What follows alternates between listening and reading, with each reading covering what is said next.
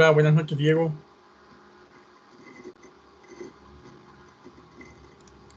Hola, profe, ¿cómo estás? Bien. Bueno, ahora sí, buenas noches a esta clase. Ya comenzamos con las últimas clases del semestre. Incluso hoy comenzamos también con la última temática, que es psicoanalizar. Recuerden que en esta clase se planteó eh, tres, tres imposibles que hoy están mencionados en el texto. O, vuelvo a recordarlos. Los tres imposibles freudianos son educar, que fue la primera parte del semestre. Seguimos con gobernar, que fue todos estos temas de política y lo político en el psicoanálisis. Y hoy comenzamos con unas clases, las últimas clases, que es el tema directo de psicoanalizar. Y con el texto que hay de hoy, es un texto que yo escribí en el 2019, tiene un prólogo de un psicoanalista brasilero que vive en Sao Paulo, eh, Mauricio, eh, Mauricio Herman, eh, Castijón Herman es su nombre. Él trabaja en Sao Paulo, incluso hace el prólogo en portugués, yo lo dejé en portugués. Eh, y la presentación de un psicoanalista mexicano que trabaja en la Universidad Iberoamericana de México, que es Carlos Gómez Camarena.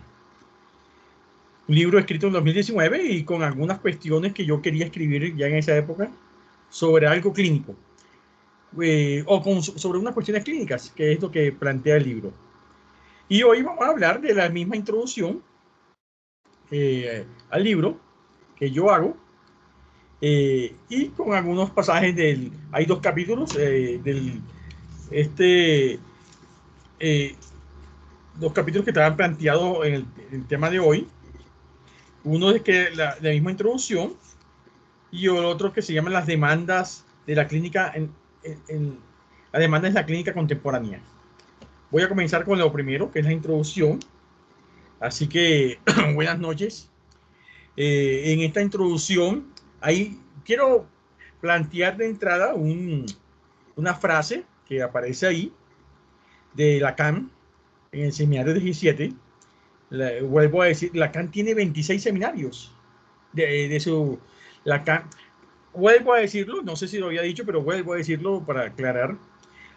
Muchos teóricos franceses de los años 60, 70, incluso 80, que los cuales se incluía Lacan, pero también está Michel Foucault, otros filósofos del mismo Deleuze, Guattari, tenía una enseñanza. Estas enseñanzas eran habladas, es decir, ellos hacían clases abiertas en las universidades donde trabajaban cada uno. Lacan no trabajaba en universidad, pero sí daba conferencias, despertaron unos auditorios en las universidades y convocaba a mucha gente. Por lo menos Lacan durante 26 años, por eso son 26 seminarios, lo hacía cada 15 días en el hermoso horario de 11 a 1, creo que era 11 o 12 a 2, no me acuerdo bien, era el mediodía. Y llegó a tener casi 2.000, 3.000 personas asistiendo en un auditorio durante 26 años. Es decir, la gente iba a escucharlo, a aprender de él, a escuchar lo que decía. Cada año hacía un seminario diferente. Lo mismo que con Foucault. Foucault no era como Lacan, pero sí podía tener 1.000, 2.000 personas más o menos. Él daba un seminario en su universidad cada año de lo que estaba investigando durante un año. La mayoría de textos que hay de Foucault, Lacan y otros no son escritos, son transcripciones de lo que ellos enseñaban.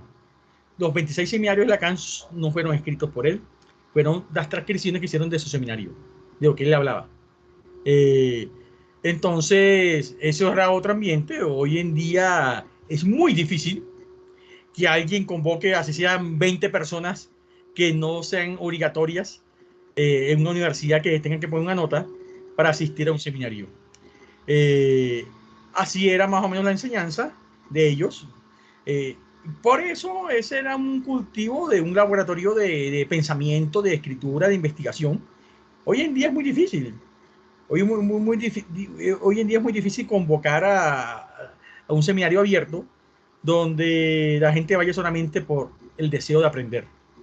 si es muy difícil convocarlos obligados con una nota en una materia, en una universidad, ahora se imaginan qué es eso. Bueno, estas personas podían convocar 2.000 hasta 3.000 personas todas las semanas. Era otro ambiente, era otros intereses.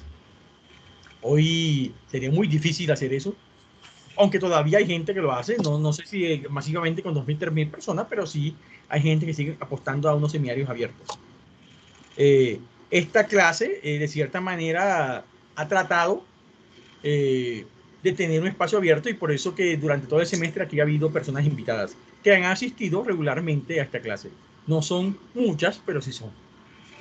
Y esa es la razón por qué yo he tratado de mantener un espacio abierto de gente que quiera solamente asistir, no por una nota, sino que quiera discutir, debatir o escuchar a unos temas a alguien u otros, no solamente a mí, a un docente.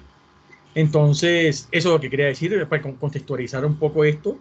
Y en seminario 17, que es el año 17, precisamente la enseñanza lacaniana, ese seminario lo llamó el reverso de psicoanálisis. Eso fue un año después de todo el mayo 68, de toda la revuelta del mayo 68 que hubo en Francia. Y él lanza esta frase que aparece en la página 21, en la introducción que yo hago de este libro. Dice: no esperen nada más subversivo que el propio hecho de no pretender darle la solución. Es decir, esto es importantísimo a nivel clínico para el psicoanálisis. El psicoanálisis es una teoría muy difícil de aprender, muy difícil incluso a nivel clínico. Mucha gente se queja de eso, sobre todo los estudiantes de psicología, porque los estudiantes de psicología vienen de una formación que casi siempre en las clases, sobre todo de una tendencia de una escuela psicológica, donde lo que se les dice prácticamente como una receta lo que deben hacer. Cómo se deben de parar, lo que deben de preguntar, cómo es la entrevista, todo es esquemático. Hay libros que incluso se basan en eso, hasta cómo hacer una entrevista, qué preguntar, qué tipo de técnicas usar, qué tipos de intervenciones. Y hay que decirlo, no es que sea fácil, pero tampoco es difícil aprender eso. Es sencillo. Es decir, hay que dedicarse a aprenderlo, sí, no es que sea cualquier cosa, pero igual está todo dicho y hecho. Solamente es dedicarse a leer y a practicarlo, y ahí se va aprendiendo. La práctica psicoanalítica, desde su teoría, no hace eso. Y no hace eso para gente que está aprendiendo a hacer clínica, pero tampoco hace eso para gente que está en un proceso psicoanalítico, como paciente. Es decir, no hay una manera de decirle a un paciente algo preestablecido, pero tampoco el paciente no puede esperar del psicoanalista tampoco algo como una solución, una guía, una orientación. Hay como una serie de cosas, pero no son cosas como que usted debe hacer tal cosa. Y esto es para acá en esta frase, por eso la tomé aquí de referencia, es primordial, porque eso es subversivo del psicoanálisis. No trata de decirle a alguien lo que hay que hacer.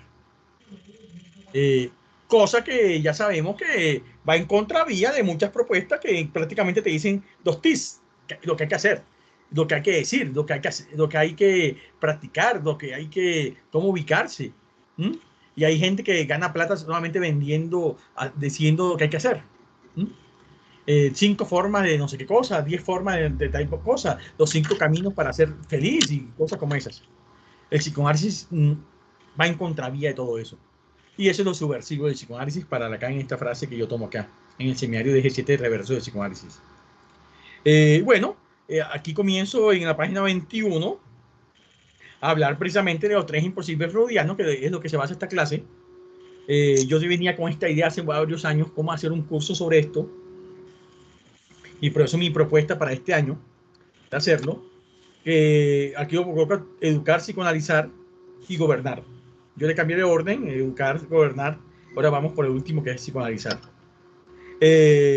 Bueno, y aquí yo de entrada planteo que no, que sí, son unos imposibles. Afortunadamente parece que la práctica que sostengo tiene que ver con los 3. Sí, yo lo he dicho también en esta clase. Yo soy un docente, así que hago parte de educar, es imposible educar, pero también trato de hacer una práctica psicoanalítica. Bueno, es algo que casi yo nunca hablo, que es curioso. Yo hago clínica hace casi 20 años, o trato de sostener una práctica clínica desde el psicoanálisis, hace casi 20 años. Primero, institucional, trabajé en varias instituciones haciéndolo, y a nivel privado lo hago casi hace 15, 16 años más o menos. Así que esa es la otra parte que a veces no hablo mucho, e incluso la gente no me reconoce como eso, pero sí hago una práctica clínica hace muchos años. Comienzo también hablando, yo vengo de una familia de docentes, yo sé que es el imposible de educar. Mi madre se pensionó, ahora es pensionada, fue docente, fue profesora de colegio público, mi tía también, mi hermano es rector de un colegio público. Eh, yo, no, yo incluso, yo me escalafoné en el magisterio recién graduado, pero yo nunca me dediqué, nunca trabajé en un colegio público como docente, y me dediqué más bien a la docencia universitaria. Esa fue la diferencia, pero yo sigo siendo un docente. Así que sé qué es educar, porque vengo de ahí. Otra tía que se murió también era docente, así que vengo de una familia de docentes. Y yo creo que por eso también me dediqué a docencia. Y bueno, y lo clínico, sí, ya lo dije, es una práctica muy difícil de sostener, un ambiente casi nulo para clínica en Colombia. No estamos en una cultura que quiera indagar sobre sí mismo. Eso no es muy dado en nosotros, como colombianos. Otra cultura sí, nosotros no tanto. Y bueno, eso también lo hablo en la segunda página. Y también hablo de lo político, que ya lo hablamos en las primeras clases pasadas. Ese tema que me interesa los últimos 10, 15 años más o menos, me viene interesando mucho, ya lo trabajamos acá. Entonces, eso es lo que yo planteo acá, en estas primeras páginas. Comienzo, bueno, después, ahora sí, con el tema del psicoanálisis como práctica clínica. ¿Qué comienzo a hablar? ¿Qué comienzo a plantear? Comienzo, ya ustedes me han escuchado en algunas clases, pero bueno, aquí yo ya lo toco ya más directamente. Estoy en contra de toda una práctica psicopatológica. Yo fui profesor de psicopatología durante varios años y me retiré. Yo no quiero dar nunca más eso. Eh, yo no creo en la psicopatología, no creo en los diagnósticos. Eso no tiene ningún fundamento, por lo menos un fundamento lógico en el sentido que sirva para que un paciente se mejore. La psicopatología está sostenida por una serie de intereses que son más económicos y políticos que otra cosa. Eso no es ciencia. El DSM-5 no es una ciencia, no es un manual científico, es un manual hecho por psiquiatras con base a una serie de ideologías e intereses económicos. Eso es el DSM-5 y los DSM anteriores también. No lo digo yo, lo dice mucha gente, incluyendo hasta los mismos que han participado en la construcción de esos manuales, que son psiquiatras. Ahí están las críticas en internet, muchas. Hay libros, muchos artículos, videos incluso en contra de eso. Lo que yo siempre he planteado, que lo vamos a cuestionar un poco en la próxima clase, en otro libro que yo escribo, es que en Colombia, ¿por qué en Colombia no se cuestiona eso? Se sigue enseñando eso en las clases como si eso fuera la verdad revelada, y creyendo que eso es lo último basado en ciencia, y eso no es científico. Eso está hay gente que ha debatido eso, gente que en verdad viene de las ciencias, de eso que uno llama ciencias, y comienza a cuestionar, pero ¿dónde está la ciencia de esto? Las metodologías que se usan no son científicas, y comienza a cuestionar eso. Pero bueno, esa es otra discusión que no lo voy a hacer ahora. Y bueno, y comienzo, para mí el psicoanálisis y la práctica clínica psicoanalítica es otra cosa. Ya eso lo llamo yo la impertinencia del psicoanálisis. En la página 23 lo comento. Lo que se enseña no es fácil.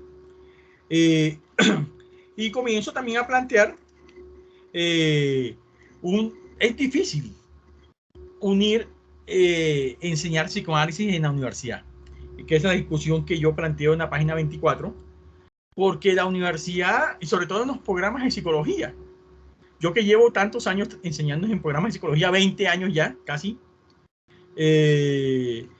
llevo enseñando en universidades. En algunas me ha ido muy mal, me han sacado, tengo que renunciar, en otras sigo, persisto. Pero es muy difícil porque la psicología parece que tuviera unas lógicas, o la psicología dominante tiene unas lógicas de enseñanza, unas lógicas de prácticas, que yo voy en contravía de todas esas lógicas, o de muchas de esas lógicas más bien.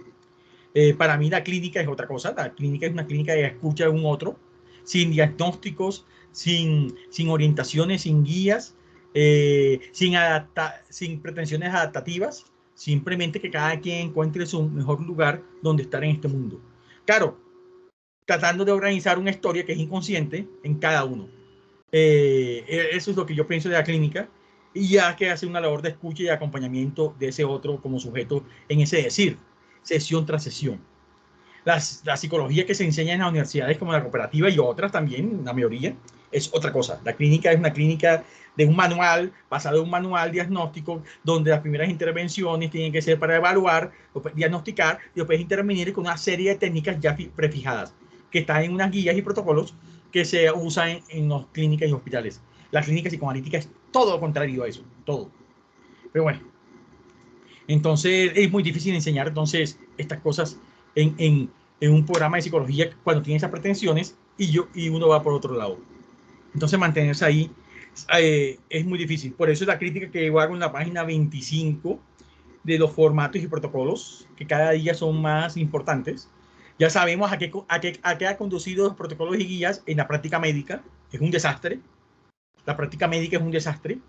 Es decir, no cura a nadie. O cura poco, más bien. Muy poco. Y por eso es la queja de todo el mundo de esa práctica médica, donde ni siquiera te miran, ni te escuchan, menos. Si no te miran, mucho menos te escuchan. Y hay una psicología que pretende emular o seguir esa lógica. Y es un desastre también como práctica psicológica y clínica. Esa es una clínica también que yo hago ahí, a eso. El problema es que se sigue enseñando eso en la formación psicológica. Entonces sigo ahí en ese cuestionamiento. Bueno, sí, un poco más, yo lo llamo en las páginas siguientes, ya para terminar ese primer capítulo. Este libro se llama Clínica de Acontecimiento por una razón. Para mí la clínica es cuando emerge algo nuevo. En esa clínica de formatos y protocolos no puede aparecer nada nuevo porque no está hecha para que nada aparezca nuevo. Porque todo está dicho y hecho. Todo está protocolizado. Cuando tú formateas algo o lo formateas, no puede aparecer nada nuevo. No está hecha para eso. Y lo que se pretende en la clínica psicoanalítica es que emerja algo nuevo, algo que transforme a ese sujeto. Y la clínica que está formateada, que está diseñada, está hecha para escuchar lo que se espera escuchar. Uno escucha lo que espera escuchar y el otro dice lo que el otro espera escuchar. Así que no va a pasar nada. Nada más que pase algo, un milagro, pero no, generalmente no pasa nada en esa clínica. Uno llega para que le diga un diagnóstico, el otro se lo dice y te da una serie de técnicas que para trabajar sobre ese diagnóstico que el mismo psicólogo o psicoterapeuta se inventó, con un manual que también se inventaron, más o menos. Y así nada nuevo va a aparecer. Entonces, el acontecimiento acá es la emergencia de un significante nuevo, utilizando un término psicoanalítico. Es decir, algo que permita posicionar a un sujeto en una realidad de una manera diferente. Pero no solamente que lo permita posicionar de una manera diferente, que también permita transformar esa misma realidad en esa ubicación diferente. Es decir, es una clínica que está dispuesta o posibilita a la transformación, la subversión, incluso. Es de otro lugar de ese sujeto. Eso es lo que trata de plantear la clínica psicoanalítica. Entonces, aquí nombre un autor que es Alain Badiou, que yo le tomo el término de acontecimiento, que él lo trabaja, un filósofo francés, y por eso le llama este libro Clínica de Acontecimiento. Y comienzo a hablar un poco en la página 31-32 sobre ese acontecimiento, que no es que siempre surja, simplemente que la praxis psicoanalítica tiene que ir dirigida hacia eso. Hablo un poco en la página 32 y 33 porque el psicoanálisis no usa técnicas, no usa métodos, no usa test, esa es una cosa que quiero aclarar. Los test proyectivos no son psicoanalíticos. Los psicoanalistas no usan test. Nunca lo usaron. Es decir, no existen test en psicoanálisis. Los psicoanalistas nunca han usado test. Freud no lo usó, ni sus discípulos no lo usaron, ni los lacanianos ni Lacan lo han usado. Así que los test proyectivos no es una práctica que se usa, no es algo que se usa en el psicoanálisis. Así como no se usa hipnosis, tampoco se usa, nunca se usó la hipnosis, nunca, nadie, ni un psicoanalista ha usado hipnosis. Ustedes dirán, ¿Freud lo usó? Sí, lo usó antes de ser psicoanalista, antes de inventarse el psicoanálisis. Así que eso de los psicoanalistas usando péndulos, eso no, nunca se ha hecho, eso es un mito o una leyenda ahí rara. Y lo mismo, los tests tampoco se usan. Escribir tampoco. Así que en las películas los psicoanalistas escribiendo nunca lo han hecho, o por lo menos los que yo conozco. Nunca han usado esas cosas. Y Freud en la página 33, yo tomo una cita de Freud de 1912 que se llama Consejos al médico de tratamiento psicoanalítico, un texto de Freud, y yo voy a leer textualmente. Como se ve, el precepto de fijarse en todo por igual es que está hablando de la famosa asociación libre del método psicoanalítico. Dice, como se ve, el precepto de fijarse en todo por igual es el correspondiente necesario de lo que se exige al analizante, a saber, que refiera todo cuando se le ocurra, sin crítica ni selección previa. Si el médico se comporta de otro modo, aniquila en buena parte de la ganancia que brinda la obediencia del paciente a esta regla fundamental del psicoanálisis. La regla para el médico se puede formular así. Uno debe alejar cualquier injerencia consciente sobre su capacidad de fijarse y abandonarse por entero a sus memorias inconscientes. O expresarse en términos puramente técnicos. Uno debe escuchar y no hacer caso si se fija en algo. Antes de eso hay otra cita también que quería leer. No, mentira. Después de eso hay otra cita que quería leer sobre... bueno, en la página 36, que ya es finalizando el capítulo, otra cita que también aprovecho ahí, dice, está hablando Freud de la técnica psicoanalítica, dice, sin embargo, esta técnica es muy simple, desautoriza todo recurso auxiliar, aún el tomar apuntes, es decir, escribir.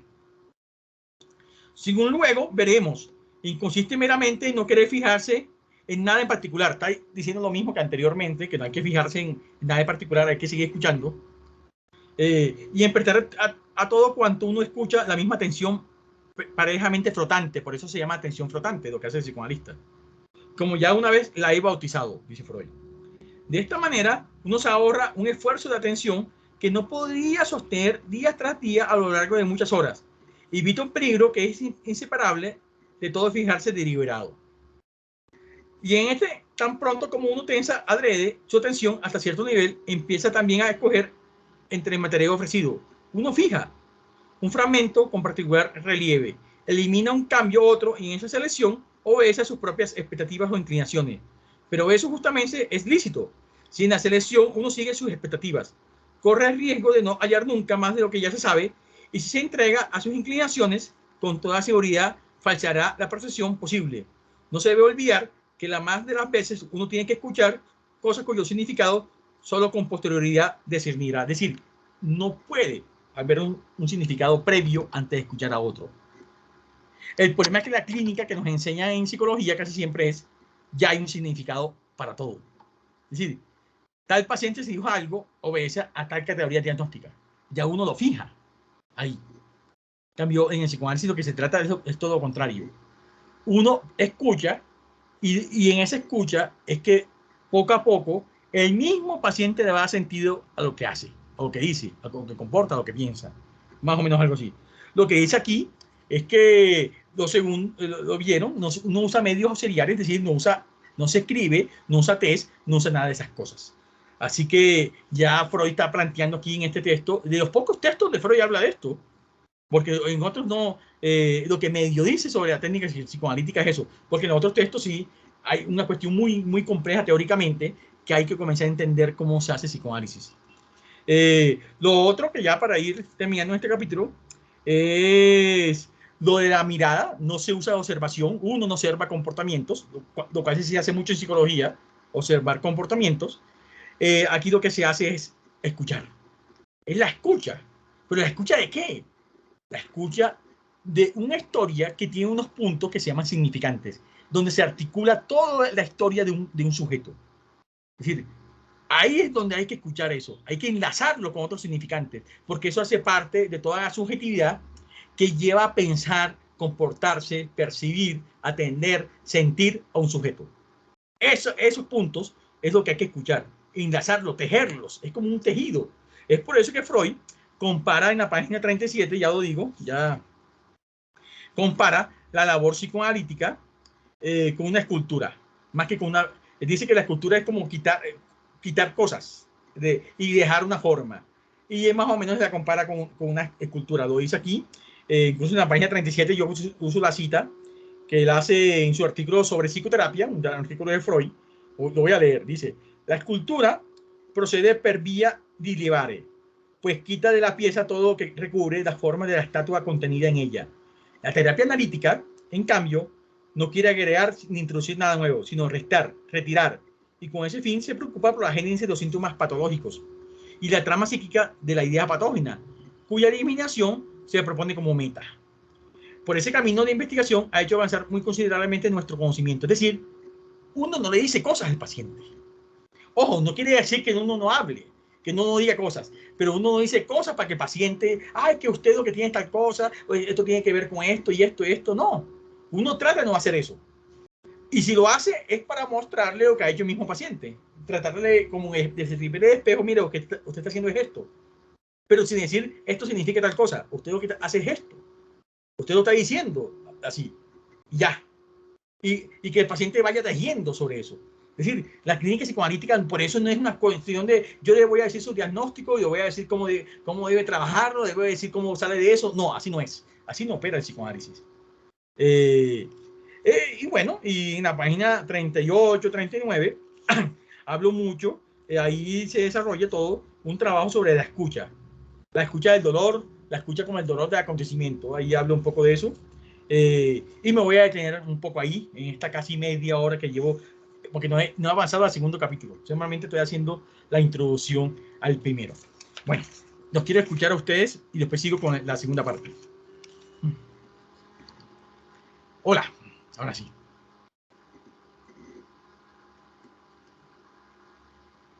No, preguntas, comentarios que tengan que hacer sobre esto. Aquí creo que hay algo en el chat, voy a ver.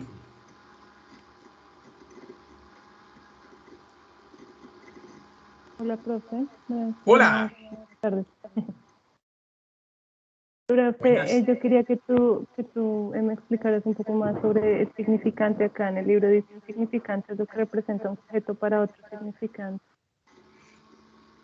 A mí siempre me gusta colocar un ejemplo que me parece un ejemplo sencillo, sencillo y con su complejidad como siempre, pero es un ejemplo más bien de la cotidianidad. Si a ti por la calle alguien, tú vas caminando o conoces a alguien en una reunión, lo que sea, social, y te preguntan, ¿quién es Ángela? ¿Tú qué dirías? Lo primero que se te pasa por la mente. Así. Una mujer. Ya, mujer es significante. Es un significante. ¿Cuál es el problema del significante? Que ningún significante se puede significar a sí mismo. Te lo voy a demostrar. ¿Qué es mujer? Okay. ¿Viste que no hay manera? Necesitas de otro significante para decir que es mujer. A ver, ¿qué se te ocurrió? ¿Qué es mujer? No, y con todo lo que hemos hablado en las clases. En la otra clase, la de mañana. Sí. A ver, cualquier cosa que digas es otro significante. A ver, dilo. Sexo, asociado a un sexo. Bueno, ya ves, puede aparecer ahí vagina, pero vagina es otro significante. Porque vagina no puede definir a una mujer. Y mujer tampoco te puede definir a ti.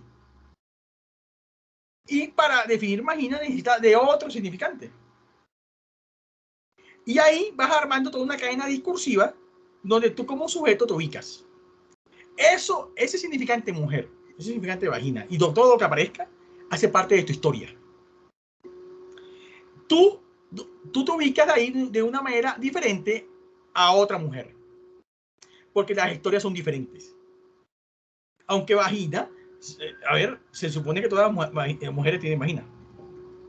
Pero, ojo, pero no todas las mujeres se ubican frente a la vagina de la misma manera como tú te ubicarías. Porque eso es lo singular, eso es lo que hay que escuchar en la clínica. Esa singularidad tuya. ¿Por qué hay que escucharla? Porque precisamente tú llegas a consulta es porque algo te molesta tuyo. Y tiene que ver también con tu ser mujer, con tu vagina y con otras cosas más. ¿Qué vas a decir ahí? Ángela, ¿qué piensas?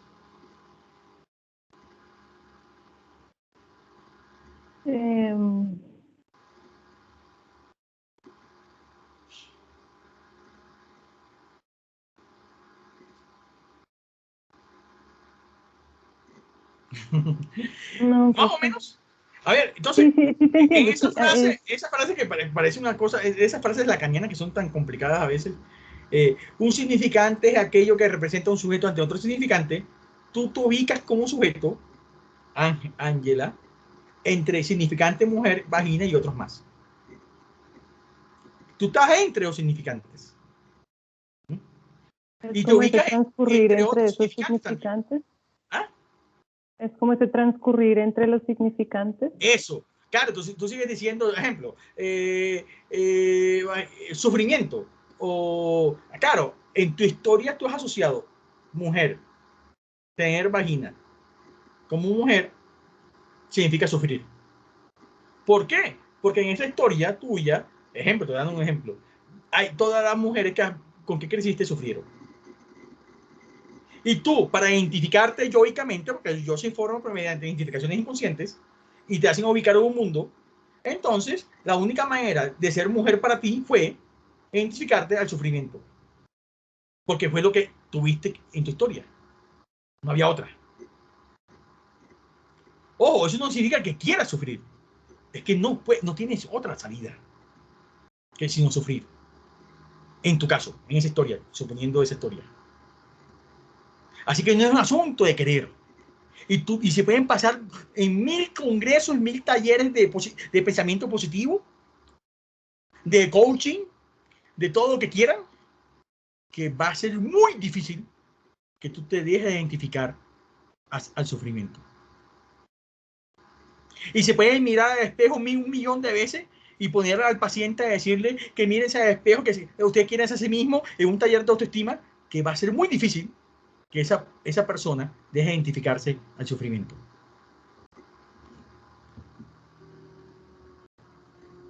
Profe, también dices, el significante solo adquiere valor en virtud de su diferencia con otros elementos de la cadena significante. Por eso su posible sentido varía según la posición que ocupa dentro de esa cadena. Claro, Es como por la eso es que persona no le va se dando la puede importancia. generalizar la clínica. Por eso no puede haber un manual de clínica psicoanalítica. Porque la manera como hiciste tú es diferente como dice otra mujer. Aunque sea el mismo significante mujer, vagina.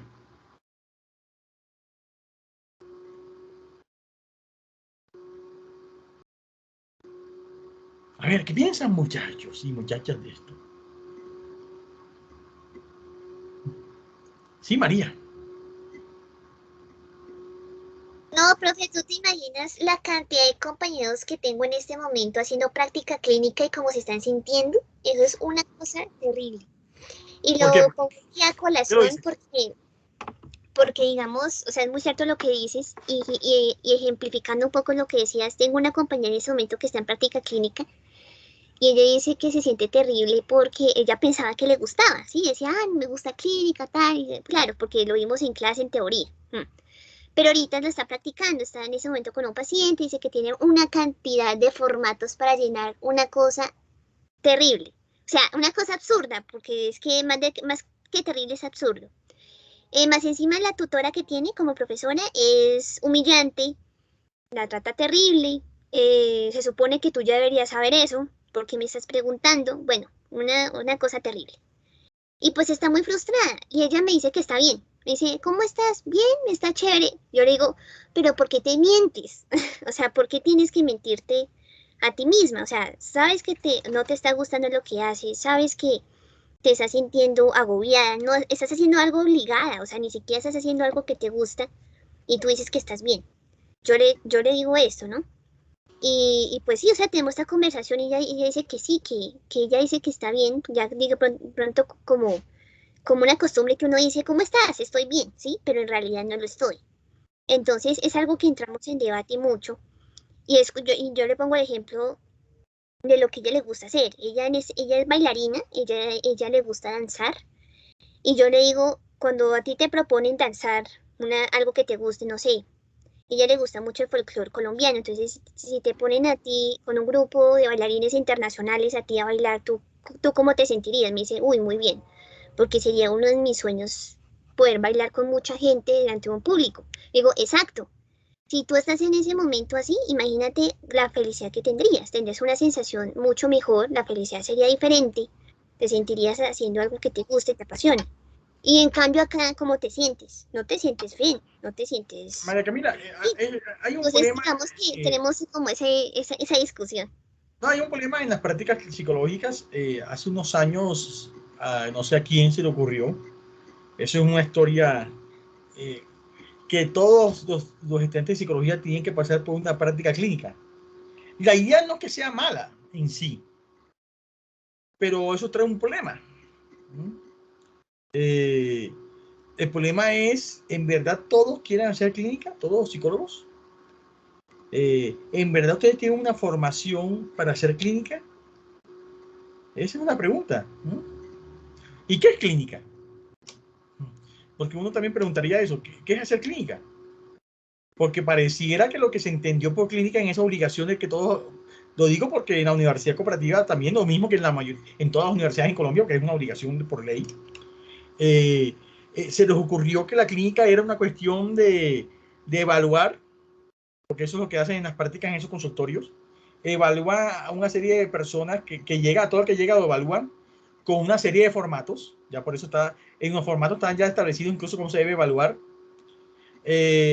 Después que se evalúa, se diagnostica y se hace un plan de intervención que casi nunca, eso es otra cosa que yo también he escuchado, casi nunca lo hacen los practicantes. Supuestamente eso solamente lo pueden hacer los expertos. Más o menos algo así. Es lo que se está planteando. ¿Y por qué? Porque cuando ustedes hagan un posgrado en clínica, que podrán hacer esas intervenciones. Eso es lo que se plantea. Eso es lo que yo he escuchado en ese modelo de hacer clínica o de esas prácticas clínicas. O aquí creo que todos ya han pasado por esa práctica clínica, creo. Porque esa práctica se hace en este nuevo currículum en la cooperativa, se hace en sexto grado. Sexto, séptimo, no me acuerdo bien. Y aquí la mayoría que están acá están en octavo, creo. O nos digan ustedes, los estudiantes de la cooperativa, a ver si no es cierto. Hola. Hola. Sí, profe, tienes toda la razón. Y sí, es horrible porque, uy, yo he hablado con una cantidad de estudiantes, profe, ni siquiera de la universidad donde estudio, sino de cantidades que estudian psicología en otras universidades, dicen, y es absurdo que yo tenga que hacer práctica clínica. Yo no quiero hacer clínica. Yo quisiera hacer en otra cosa que no fuera clínica. Y es un debate inmenso. Deberían escucharlos. Yo creo que hay gente que no debería hacer clínica. En verdad.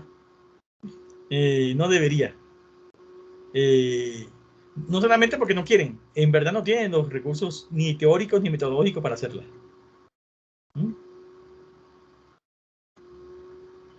Pero bueno. A ver, yo quiero escuchar a los estudiantes de la cooperativa. Y ya todos creo que hicieron práctica clínica, los que están acá.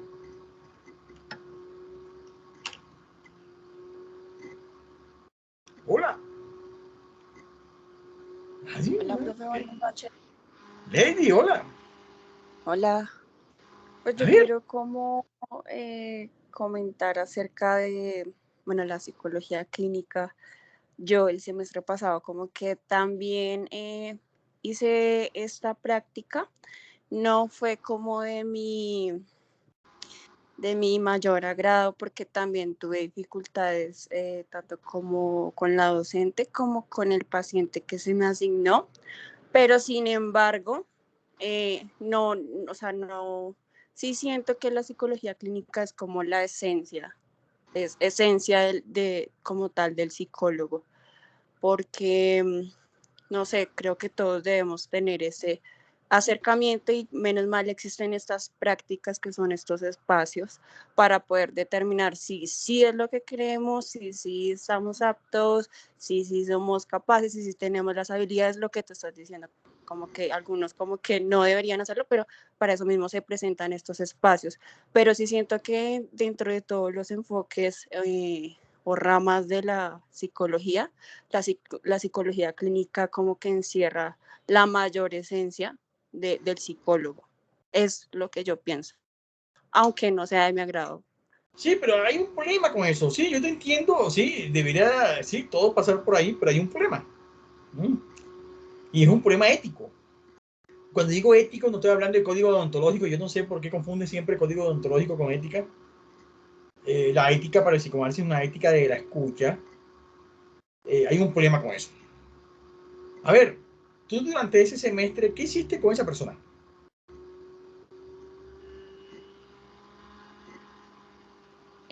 Bueno, pues inicialmente, pues lo que te estás diciendo, primero que todo, siempre es como una escucha activa, ¿no? Para poder detectar cuál es como la problemática o bueno, lo que queremos trabajar dentro de esa persona. Luego de eso, pues sí, ya diseñar o crear como estrategias para el tratamiento, para el diagnóstico, bueno, lo creo así. Pero en mi caso fue complejo porque como que a mis compañeros les tocó, pues, o sea, no sé, lo mío fue muy complicado, lo que esta persona tenía. Entonces, creo que para hacer mi primera práctica clínica, o sea, me tocó como enfrentarme con algo muy denso y no tenía las suficientes como herramientas para poder dar a otra persona también como el camino, como no, sí, entonces ¿A qué sí. le llamas tú denso, Lady? Dime. ¿A qué le llamas denso? Pues, bueno, no sé si, bueno, esta persona tenía, por ejemplo, problemas de tenía adicciones, también tenía problemas emocionales fuertes, muy fuertes. Luego de eso, ella fue demandada por el papá de su hijo por maltrato. No, tenía muchas cosas, muchísimas ¿Y por qué cosas. denso? ¿Por qué eso sería denso? Entonces, ¿qué sería no denso? No, o sea, porque no es solamente de que, bueno, esta persona tiene de pronto ansiedad, bueno, sabemos más o menos qué podemos hacer y bueno, podemos implantar Pero yo no entiendo una estrategia. por qué la Sí, ansiedad es menos se complicada encontraba que una muchas adicción. cosas, digamos, por ejemplo, esta persona, sus problemas vienen desde la niñez, ¿Y la ansiedad no, Lady? pues sí, pero en el presente, digamos que hay cosas digamos, que le están afectando. Por ejemplo, digamos, esta persona tenía problemas Lady, inicialmente y te con la vuelvo a hacer la mamá. pregunta. ¿Y en la ansiedad no? Sí, pues sí, pero Y entonces, ¿por qué la diferencia entre ansiedad y consumo de sustancias psicoactivas, ejemplo? ¿Por qué una es más complicada que otra? por lo que te digo, porque no era solamente este tema de adicciones, sino que eran muchos problemas más. ¿Y en la ansiedad no es también una serie de otros problemas? Sí, probablemente sí, pero digamos, por ejemplo, conocí el caso de un compañero que Mira, estaba Lady, te voy a decir mi hipótesis sobre con eso. ansiedad, pero digamos, Lady, ella ¿sabes cuál es ya. el problema? Que la mayoría de estos profesores se graduaron de una universidad aquí en Bogotá, de dos universidades casi siempre, que se les metió en la cabeza que los trastornos afectivos son ansiedad y depresión. Bueno, sabemos que los trastornos afectivos tienen que ver con depresión, pero también lo une con ansiedad. Incluso tienen hasta posgrados que se llaman así. Tienen un posgrado que se llama psicología, no sé, en trastornos afectivos, no sé qué vaina. Y, bueno, no me acuerdo cómo se llama ahora. No voy a decir el nombre de la universidad, ustedes ya sabrán cuál es. Que por cierto, paréntesis, se creen la berraquera, yo no sé ni por qué. Para ellos son Harvard, yo no sé de dónde sacan esa idea loca, pero bueno, dejamos ahí. Entonces, se les metió en la cabeza que ellos tienen todo un formato para trabajar la ansiedad y la depresión bien afinado. Es decir, ya saben qué hacer. Y yo creo que esa idea de que los trastornos, por lo menos la ansiedad, son más fáciles de tratar, porque hay una serie de técnicas y métodos para hacerlo directamente, es más fácil que cualquier otra cosa. Yo no sé de dónde sacaron esa idea, loca. A mí me llama la atención esas ideas que tienen algunos psicólogos, producto de la formación de esas universidades, precisamente. Y la mayoría de tus docentes son de esa corriente o de esa formación. Y yo no creo, la ansiedad no tiene que ver solamente con eso que ellos dicen. La ansiedad es un síntoma, igual que la adicción, igual que cualquier otra cosa, unido a una serie de factores que están en la historia de cada sujeto. Por eso es que ninguno es más sencillo que otro. Es más, ningún paciente es más fácil que el otro. Simplemente son historias diferentes. Lady, no sé qué piensas de eso. Sí, no, o sea, no, yo sí creo que hay pacientes más difíciles que otros, profe, porque bueno, me acabo de acordar también esa persona también. No, había psiquiatría. No que sea más difícil. El problema es tuyo, ¿me escuchas? Cada vez que hay un paciente que sea más difícil que otro, Lady, es un problema tuyo. No es verdad, fue muy difícil, porque no era solamente, bueno, los problemas afectivos, no, sino que eran muchísimas cosas más. Pero todos los pacientes tienen muchísimas cosas más, Lady. No, pues no necesariamente. Si yo es la manera como lo escuchas. Ya no es porque yo esté con 1000 cosas encima, no, yo simplemente pronto quiero tratar algo en específico y... ya viste, quiere decir que el encuadre, claro, cuando un paciente se adapta a la teoría más fácil que el otro, entonces eso sí lo hace más fácil o menos difícil que otro. No es un problema del sujeto, es un problema de la teoría que te basas para atenderlo. La dificultad que llaman es porque no se amolda al modelo que vos estás trabajando. Eso es. No es que sea más difícil. Y ese modelo tiene un problema. Cree que todo es una cuestión del presente. Cuando comienzan a ahondar sobre la historia, ahí es cuando comienzan las dificultades. Claro, algunos no se atreven ni siquiera a ir a esta historia trabajando síntomas actuales. Es decir, ansiedad, no sé qué, hay que trabajarla con una serie de técnicas y hay que eliminar el síntoma. Claro, y cuando se amolda el paciente y lo que trae más fácil a eso, suena más fácil. Cuando no se amolda a eso, suena más difícil. Ese es el problema, Lady. Sí, exacto. Ellos se enfocan simplemente como en un, ¿cómo decirlo?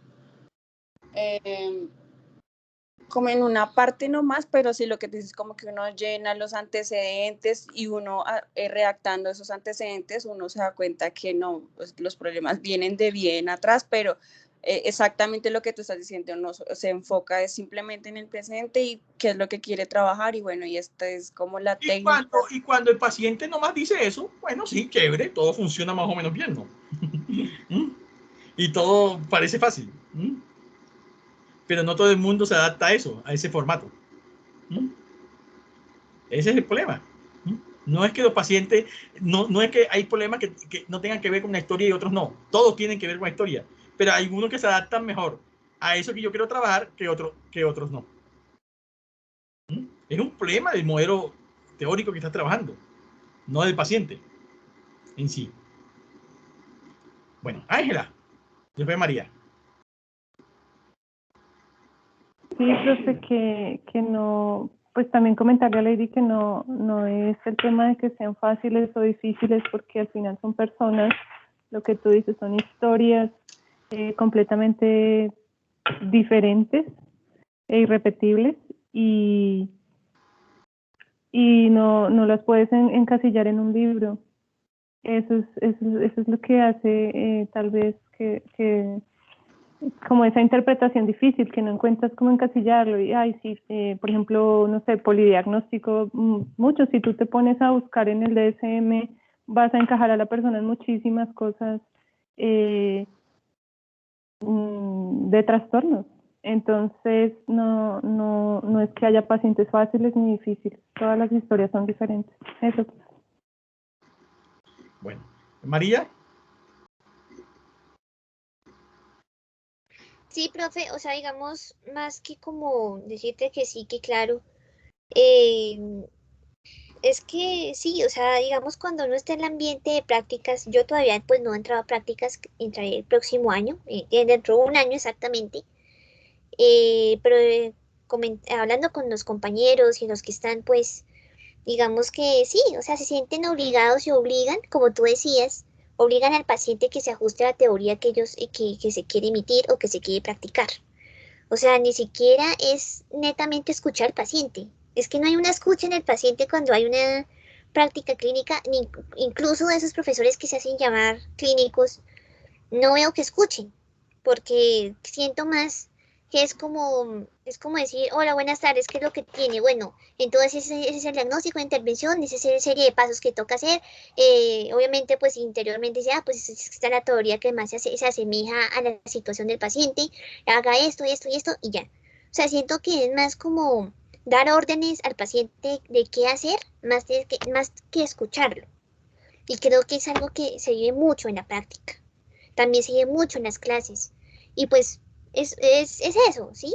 Y no hay una escucha, profe. O sea, imagínate, o sea, yo también he intentado muchas veces hablar de que por qué tiene que ser clínica el centro de atención, mejor dicho, entre otros que también lo son. Pero pues siempre dicen lo mismo, ¿no? No, que el gobierno que estipuló que todos los que estudian psicología deben tener clínica como experiencia dentro de la práctica. Sí, eso es lo que siempre dicen. Y es muy complejo porque obviamente pues tú solo peleando no te van a escuchar. Y pues muchos estudiantes dicen que sí, que quisieran pelear, pero digamos que no se atreven a hacerlo, porque saben que hay otras cosas ahí detrás.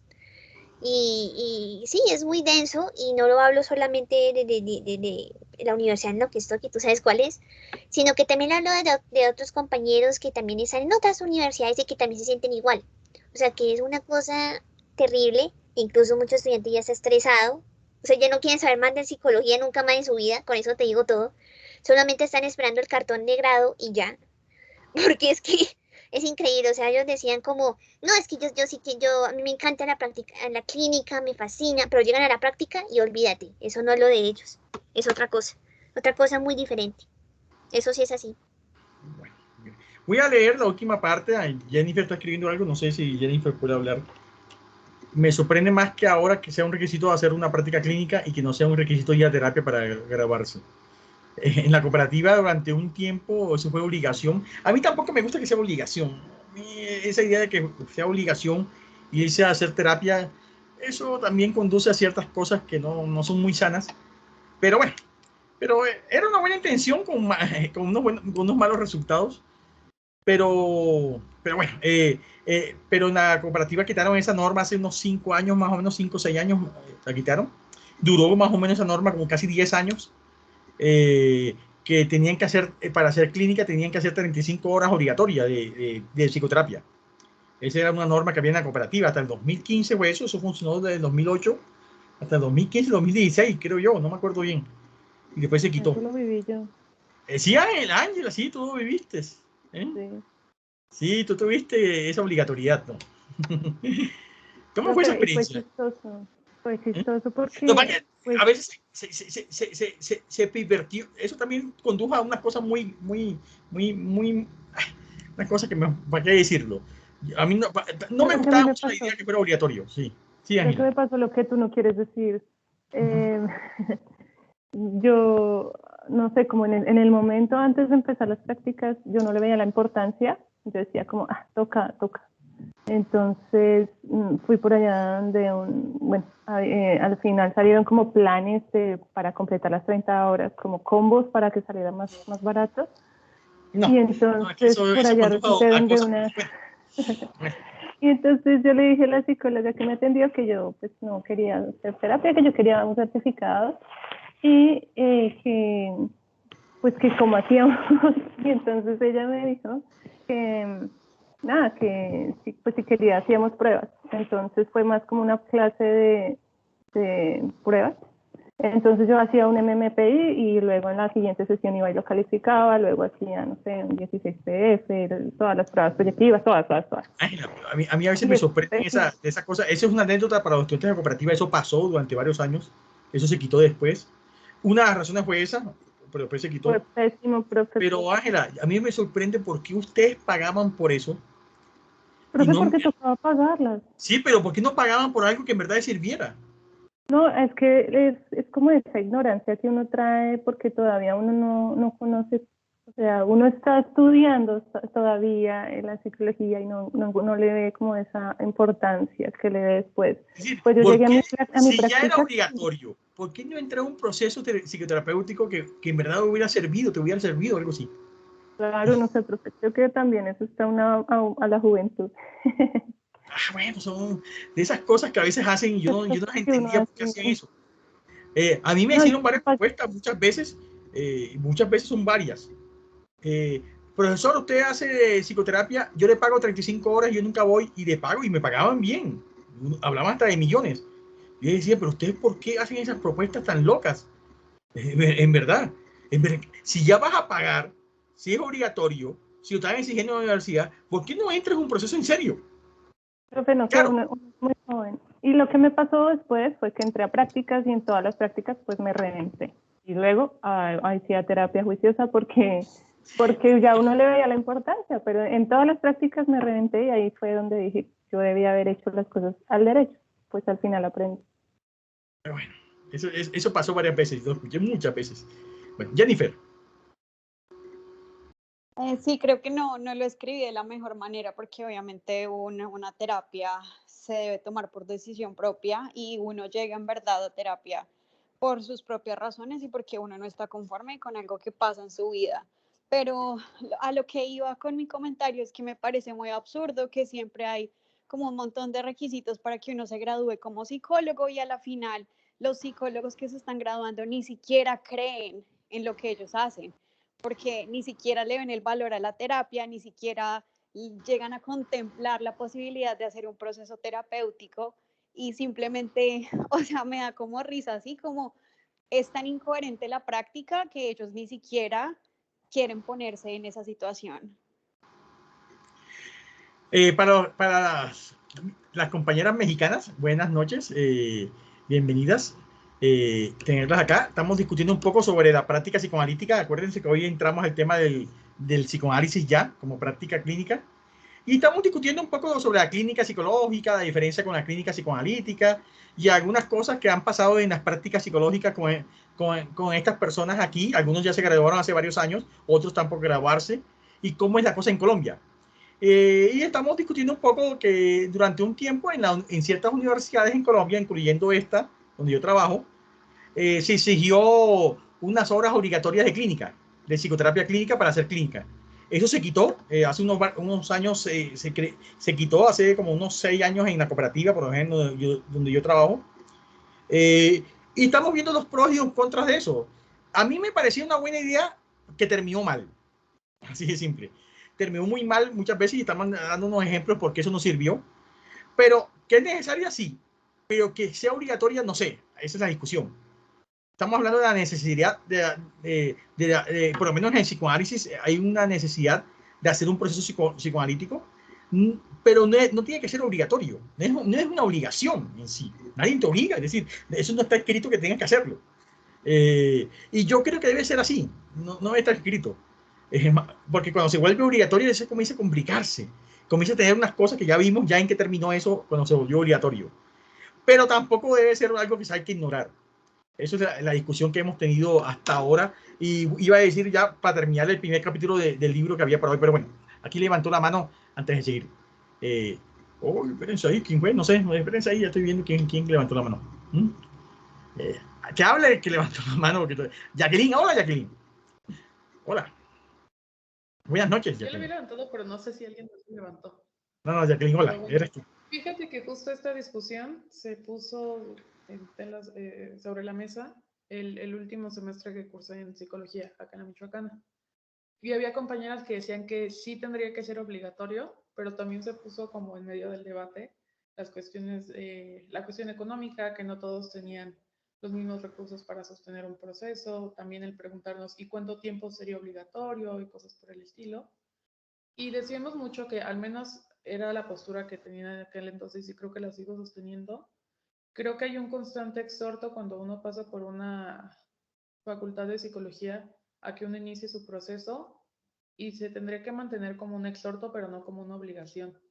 Porque entonces ya cuando se está obligando a la persona a estar ahí, se pierde como el carácter voluntario de estar como parte de un proceso y si no existe esa voluntad, entonces el proceso pues se lleva más como por cumplir el requisito que por un Eso fue lo que deseo pasó. de estar ahí. Entonces, cuando uno ya sabe, ya, nosotros somos, a ver, nosotros tenemos unas cosas culturales que ya sabemos qué hacer cuando hay que cumplir un requisito. Comenzamos a hacer cosas rarísimas. Desde comprar certificados, eso pasó incluso, desde comprar certificados incluso de terapia, y lo compraban hasta costoso. Yo a veces, yo me sorprendía cuando yo le preguntaba a alguno, ¿ustedes compraron eso? Sí, ¿cuánto les costó? Costaba casi lo mismo que un proceso, de varias sesiones incluso. Y uno decía, pero ¿cómo se gastan la plata en eso? Es decir, ¿por qué no van? Hubieran ido, lo habían pasado hasta mejor. 10, 15 sesiones, lo que pagaron, eso costaba como 15 sesiones, hubieran ido y en verdad hubieran aprovechado eso mejor que pagarle a alguien por un papel. Pero bueno, esas cosas locas que a veces nosotros hacemos cuando se vuelve un requisito y una obligatoriedad. Pero bueno, así somos nosotros. Pero estamos discutiendo eso un poco. Estos muchachos hoy en día, los que están ahora en octavo semestre aquí, que casi todos están en octavo ahora, de la cooperativa, los que están en esta clase, ya no tienen que pasar por eso. Eso se quitó hace unos años, se quitó esa obligatoriedad. Pero bueno, van a una clínica, ya sabemos qué clase de clínica, que eso es lo que estamos también discutiendo en la primera hora, que yo ya lo cuestioné. Esa clínica de formatos, esa clínica del diagnóstico con DSM-5, esa clínica del protocolo, esa clínica de la guía, donde hay unas intervenciones, unas maneras de intervenir con unos protocolos que hacer, con unas técnicas ya establecidas en un manual. Porque en Colombia, como en muchos países latinoamericanos, lo que domina es la clínica de una clínica que ya sabemos cuál es el enfoque que domina, que es el cognitivo-conductual o el que se llama cognitivo-conductual, porque yo a veces ya ni sé si en verdad es el cognitivo-conductual. A veces uno escucha unas cosas que uno dice, eso no puede ser el cognitivo-conductual, eso parece otra cosa ya. Pero bueno, ya hasta dudo que sea cognitivo-conductual. Yo a veces dudo eso, oye, están hablando ya de otra cosa. Eso no fue lo que me enseñaron a mí tampoco. Pero bueno. Entonces, Ángela, sí. Sí, profe, antes de que avances al otro capítulo, la palabra plena en Lacan es el silencio. La palabra plena es cuando tú, en ese momento de la teoría lacaniana, era hablar sobre eso que te constituye como sujeto. A ver, un ejemplo. ¿Sí? A mí me gusta mucho hablar con ejemplos, que a veces hablar en abstracto teóricamente es tan difícil. La teoría es tan abstracta a veces que a veces uno se pierde. A ver, yo puedo llegar a consulta a decir algo así, un ejemplo. Es que yo vengo acá porque es que yo tengo una timidez en hablar en público. Generalmente, cierta psicología, la gente va a un psicólogo porque supuestamente los psicólogos te van a enseñar, además que siempre hablan de enseñar, yo no sé por qué siempre hablan de eso, lo vamos a hablar ahorita que avance para el segundo capítulo, que hay que para hoy. Casi siempre se habla, es como si yo vengo acá a que me digan unas técnicas para no tener timidez y hablar bien en público.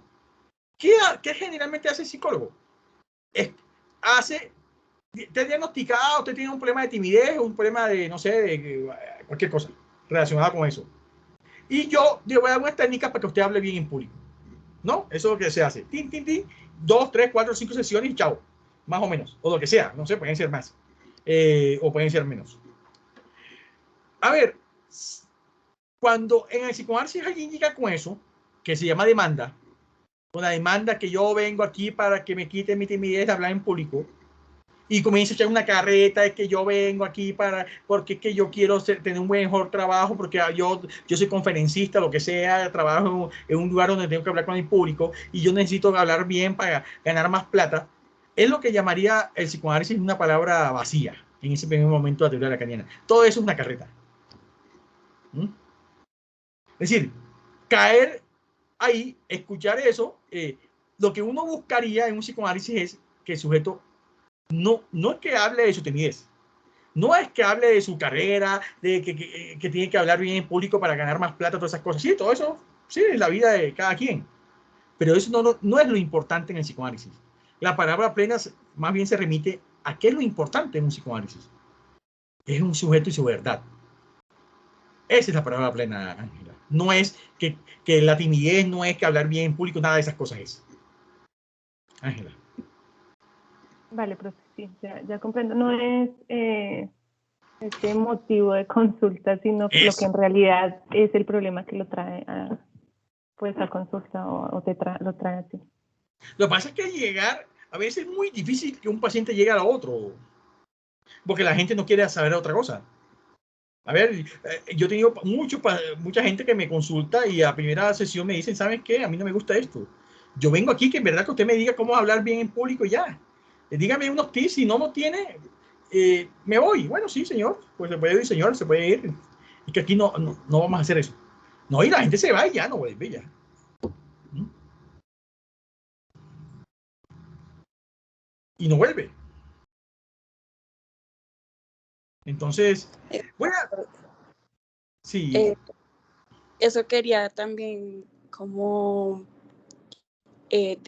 opinar, que digamos el psicoanálisis como que logra como esa identificación o la raíz de ese malestar, pero entonces la psicología, digamos, conductual o clínica, pues te da las herramientas para poder tratar ese problema, ¿no? Pues mientras que el psicoanálisis solamente como que lo hace consciente, bueno, sí, ya sé de dónde viene esto, pero pues no tiene como más. Lady, es que ni siquiera es eso. Es todavía mucho más complicado. No hay una raíz del problema, porque no hay un problema en sí. ¿Mm? Lady. Entonces. Es mucho más complejo que eso.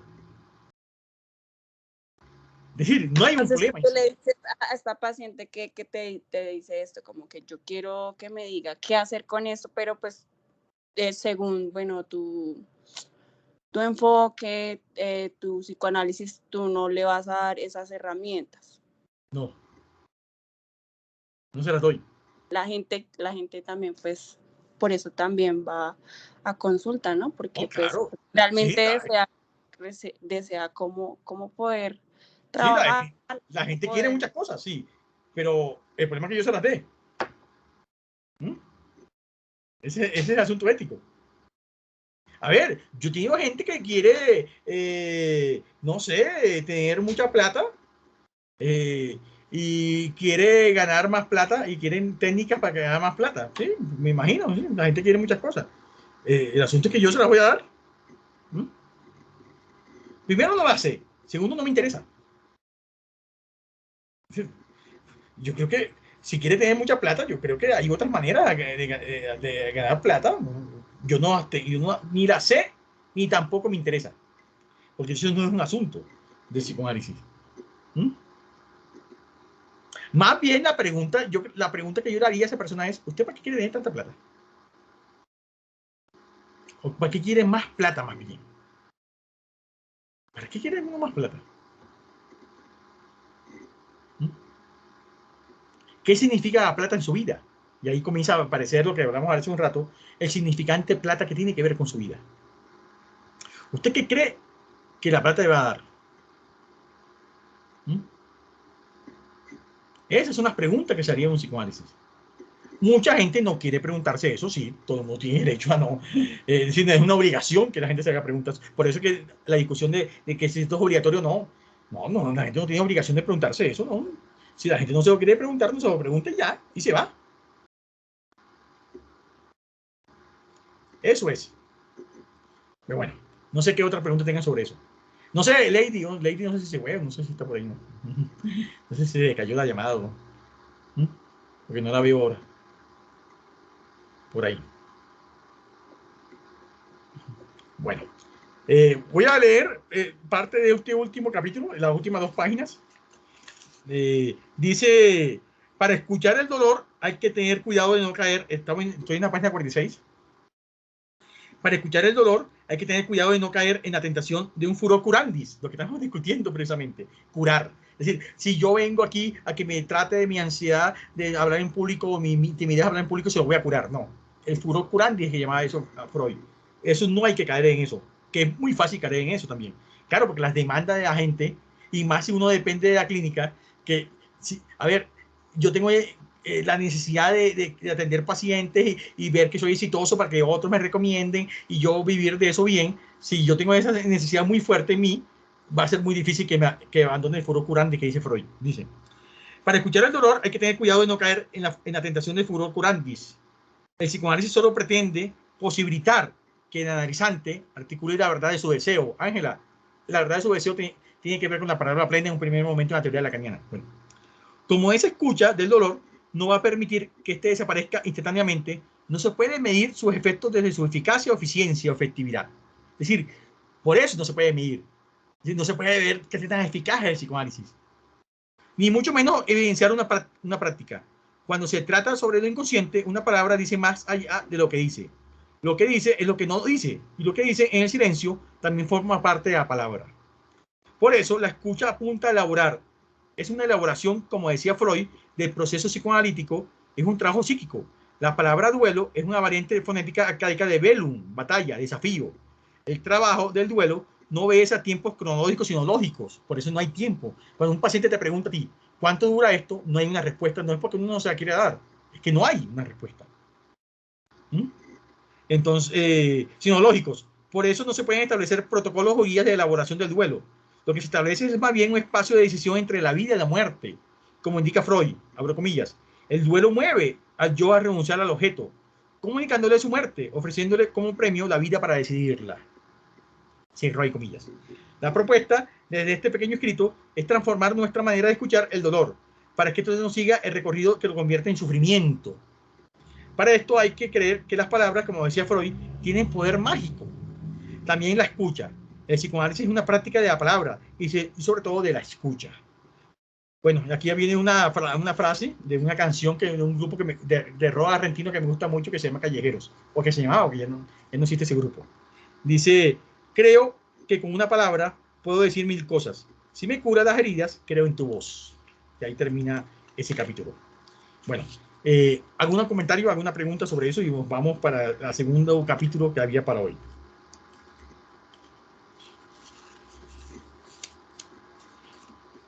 Hola. ¿No? ¿Ninguna? Algo que le ocurre a uno creo mucho. que... Ah. Perdona. Dale, María Camila. No, solamente iba a decir que creo que lo contrario a la psicología tradicional y lo que se plantea en la sociedad sería el psicoanálisis, ¿no, profe? Porque creo que es como la parte, como tú decías, como una nueva, una iniciativa diferente, como esa propuesta que tú dices, una propuesta diferente a lo que se quiere hacer, lo que se quiere hacer y lo que se está haciendo con la psicología. Entonces, pues es que muchas veces, como tú dices, el psicoanálisis no es bienvenido en muchos lugares. O sea, enseñar psicoanálisis, hablar psicoanálisis en cualquier lado, pues es una cosa tenaz para muchos. Y es muy difícil que él te entienda lo que tú estás diciendo, ¿sí? Y pues como tú decías, no todos tienen que entenderlo, porque pues no tienes que entenderlo. Pero es como eso, ¿no? Y es como apuntarle a eso, porque cuando tú mismo estabas diciendo ahorita que cuando si llega mi paciente y por lo del dinero, entonces yo quiero mucho dinero, tú preguntas, pero ¿por qué quieres dinero? ¿Eso para qué te sirve? ¿Para ti qué es el dinero? ¿Sí? Entonces uno comienza ahí como a hacer preguntas muy autocríticas para la persona. La persona cuando se ve incluida en esas preguntas, pues se va a ver de alguna u otra manera, se va a sentir diferente. Puede que le guste y siga el tratamiento que tú decías, puede que sigan en el tratamiento psicoanalítico, O puede que diga, no, esto no me gusta porque siento que son preguntas y no me da soluciones este psicólogo o psicoanalista, entonces me voy a buscar uno que sí me dé soluciones, como tú decías. Ajá. Entonces creo que es una propuesta lo que tú mencionabas, profe. Digamos, del psicoanálisis es una propuesta totalmente diferente y una alternativa en vez de hacer esa psicología tradicional. Sí, pero bueno, cada quien elige también, bueno, hay otras prácticas, cada quien elige. Yo muchas veces le digo a la gente, ¿saben qué? ¿Por qué no se va a otro psicólogo o a otra psicología y allá puede encontrar esa respuesta que de pronto usted está buscando? Aquí no es. Y hay que ser honesto con eso, aquí no es y ya se va. Bueno. Ángela, sí, iba a decir algo. Sí, profe, no, que la universidad lo graduó a uno con furor curandis. Porque, a ver, porque eso también tiene una intención, Ángela. Hay que vivir de algo y supuestamente eso es lo más fácil, decirle a la gente cosas para que te busquen y te contraten o para hacer talleres o procesos, no sé, ¿no? Y eso es lo que te plantean. No es que sean mala gente, hasta con buenas intenciones es, pero ya sabemos el dicho popular, el camino al infierno está lleno de buenas intenciones. Y bueno, entonces, si uno quiere mantener cierta clientela, tiene que más o menos darle a la gente lo que quiere, ¿no? Más o menos por ahí es. El cliente siempre tiene la razón, ¿no? Supuestamente.